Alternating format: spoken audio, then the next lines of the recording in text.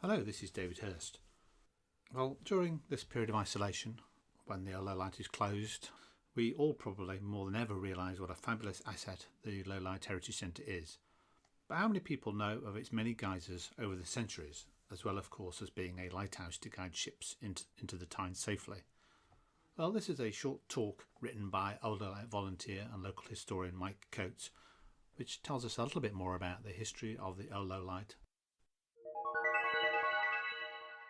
The navigation lights at North Shields were first mentioned in 1536, when Henry VIII granted a licence to masters and mariners of Newcastle as part of his aim to create an efficient English navy. The first low light, completed in 1540, was built first on the banks of the Powburn, close to its mouth, and standing practically in the River Tyne at a place called the Narrows. But as the sandbanks constantly moved, the lighthouses were often wrongly positioned to guide ships across the bar. So in 1658-9, the Brethren of Trinity House, Newcastle, decided to replace the stone towers and to erect timber frame structures which could be repositioned when the shipping channel moved. Our low light was built between 1727 and 1733, but by 1753 it was in such a ruinous condition that it was in danger of falling down and needed a new foundation and wall at the east end. A third storey was added to the low light at the expense of Trinity House in 1775, as the light was becoming obscured by new buildings in Clifford's Fort. On 18th June 1776, permission was granted by Trinity House for John Marshall, elder brother, to occupy the apartment at the low light built for the use of brothers of the house. On the 2nd of March 1805, at a meeting of the ship owners of both North and South Shields, it was declared that the old low light could no longer be aligned with the old high light, and that application should be made to Parliament for an Act for the purposes of building two new lighthouses. The foundation stones for the present new high and low lights were laid on the 29th of September 1807 and were completed by 1st of May 1810. The old low light was converted from a lighthouse into a residence between 1810 and 1816. The lantern turret was removed, an additional storey with pitched roof was added, and the sea-facing wall painted black to prevent confusion with the new low light. So now the building as we know it has no resemblance to a lighthouse. The old low light, when it first became available as a private residence, would have been highly desirable, safe within Clifford's Fort with gardens and sea views. It was reported in a Board of Health report of this period that Liddell Street, just to the west of the low lights, had 842 persons living there, sharing 3 privies, so that each privy was shared by 280 persons. The first occupiers of the converted lighthouse were John Ossel and his family, recorded in 1816 as living at Clifford House. He was born in 1758 and was the harbour master and water bailiff of North Shields. In 1811 he was recorded as a water bailiff working for Newcastle Corporation and as a Brethren of Trinity House, which was presumably how he later resided at Clifford House.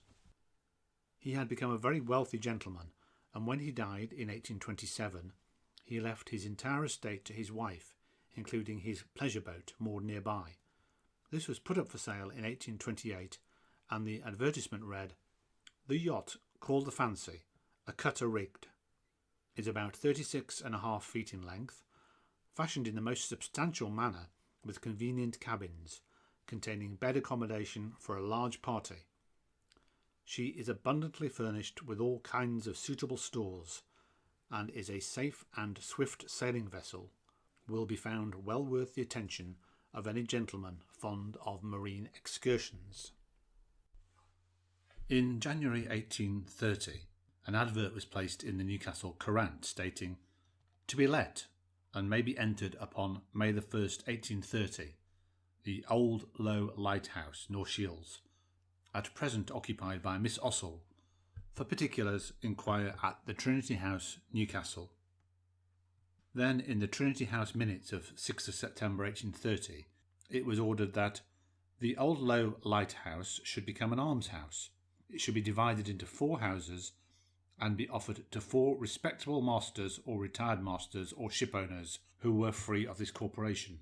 In the minutes of 4th of October, it ordered that coals would be provided for pensioners occupying the rooms, and on 1st of November that Mr. Middlemiss would have the upper flat and Mr. Gilbert Shotton and Mr. James Duncan have the lower rooms in the yard. Also, should any pensioners die while occupying the building, their widows could remain as long as they remain widows and behave themselves. After Mrs. Ossel died in 1829, a Mr. Richard Stevenson, father of W. H. Stevenson, Inspector of Weights and Measures, resided in the old low lighthouse on the ground floor. Also living on the ground floor was Mrs. Middlemiss, a widow, on the middle floor Mr. and Mrs. Blagden, and in the upper floor Mr. Alec. By the census return of 1841, 6 families totalling 24 persons lived in the almshouse. In 1861, the assistant low lighthouse keeper from the New Light and family lived in the almshouse. In 1891, again, the assistant low lighthouse keeper, Robert Richardson, aged 80 years, lived in the almshouse. But by the 1911 census, only 2 families comprising 6 persons were recorded here. On the 8th of October 1920, at the Tynemouth Corporation Trade and Commerce Committee meeting, it was reported that the almshouses Fish Quay were to be sold by public auction. Then on the 12th of October, the chairman reported that the corporation had purchased the land and buildings known as the almshouses of the Fish Quay for the sum of £1,510. The Tyne Steam Fishing Boat Owners Association were accepted as tenants of the almshouses in that November, subject to the annual rent of £100 plus rates. After 1921, the Old Lowlight became a fish store and office for the Ministry of Agriculture and Fisheries, and some of the first floor windows at the eastern end were replaced by large doors so that crates of fish could be more easily lifted in and out. In February 1937, the town clerk received a letter from Messrs. J. Bennett Limited, one of the UK's leading fish wholesalers, giving notice to terminate their tenancy of the premises at the Low Lighthouse as from the 1st of August, and asking for alternative accommodation on the Fish Quay. In the minutes of the Trade and Commerce Committee of November the 9th, 1937, it was reported they had found another use for the old building, which they had actually considered demolishing as it was deemed no longer fit for offices. The recently formed North Shields Herring Merchants Association then leased the building, using it as a warehouse, a purpose to which it could apparently be adapted at comparatively little expense. Plans dating from 1939 showed that this was when the ground floor partition walls were removed when it was converted into a fish warehouse and replaced by the cast iron columns supporting steel girders still visible in the cafe today. In 1986, the building was partly gutted by fire, with a large portion of the roof and most of the historic parts of the interior destroyed. But as it was Grade 2 listed, repairs and restoration were crucial to preserve this, the oldest building on the Fish Quay. Tyne and Weir Building Preservation Trust completed restoration in 1988 with the addition of a 2-storey extension against the north side. It was then used as a training centre for Deep Sea Fisheries Training Association under a 25-year lease. The courses run by the association were a mandatory requirement by the Marine and Coast Guard Agency before fishermen could go to sea, and they comprised a wide range of subjects such as navigation, radio communications, sea survival, health and safety, forklift truck driving, first aid, fish filleting and fishmongering skills, and net mending. Overseas students also received training here, but after over 200 seamen from over 15 countries had attended courses here, the training centre was disbanded in 1994. In 1999, the old Lowlight was let to the Maritime Volunteer Service, but the building was too large for their requirements, and they relocated in 2012.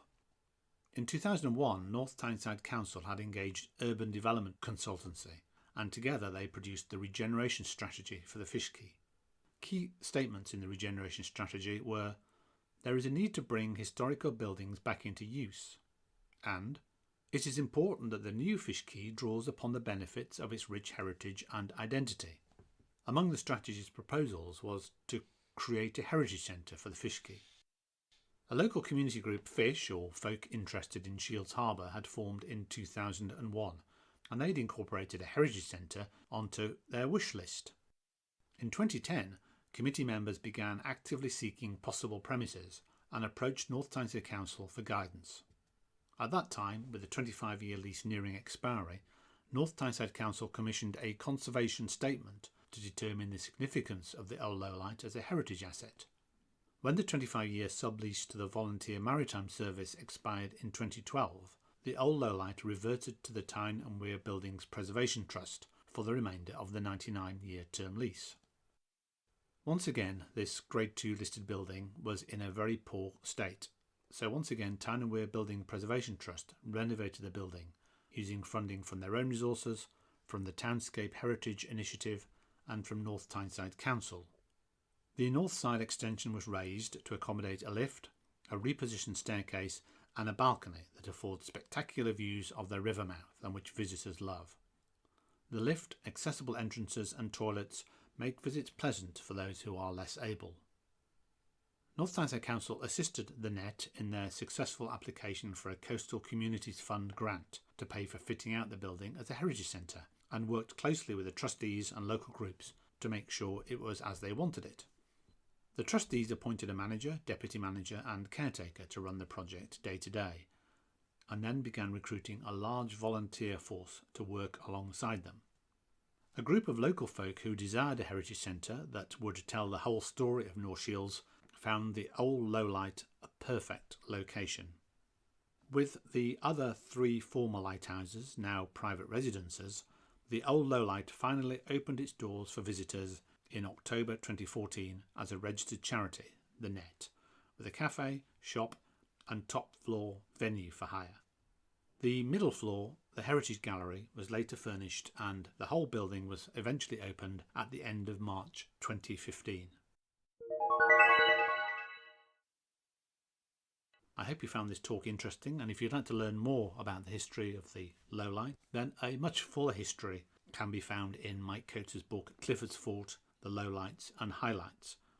When we're open, it's for sale in the Heritage Centre shop, but at the moment it should also be available by mail order from other local bookshops, including the Keel Row Bookshop in North Shields. Anyway, I hope you've enjoyed the talk. Thanks to Mike Coates for writing it, and we'll look forward to seeing you all again very soon when it's safe. So when we get permission, we'll be reopened and look forward to welcoming visitors old and new. In the meantime, stay home, stay safe, and thanks for listening.